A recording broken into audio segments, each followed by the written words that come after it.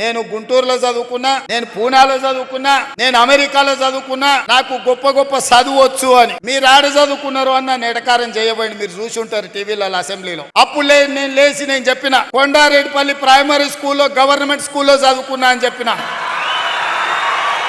Tandra high స్కూల్లో చదువుకున్నా అని చెప్పిన, వనపర్తి జిల్లా పరిషత్ హై స్కూల్లో గవర్నమెంట్ జూనియర్ కాలేజ్ లో చదువుకున్నా అని చెప్పిన, ప్రభుత్వ పాఠశాలలో ప్రభుత్వ టీచర్లు చెప్పిన చదువు, ఆ చదువుతోనే ఇవాళ జిల్లా పరిషత్ మెంబర్ గా, ఎమ్మెల్సీగా, ఎమ్మెల్యేగా, ఎంపీగా తెలంగాణ రాష్ట్రానికి ముఖ్యమంత్రి అయినా ప్రభుత్వ టీచర్లు చదువు చెప్తే నేర్చుకున్న నేను ఎవరికి తల వంచకుండా ఆత్మగౌరవంతో నిటారుగా నిలబడి ఇవాళ తెలంగాణ రాష్ట్రానికి ముఖ్యమంత్రి అయి, ఏ టీచర్లు, ఏ ప్రభుత్వ పాఠశాలలో పనిచేసే టీచర్లు మాకు చదువు చెప్తే మేము ఇంత ఎత్తు ఎదిగినమో ఇవాళ ఆ టీచర్లను కలవడానికి ఆత్మీయ సమ్మేళనం ఏర్పాటు చేసిన అని చెప్పి ఆ సన్నాసికి చెప్పదలుచుకున్నా.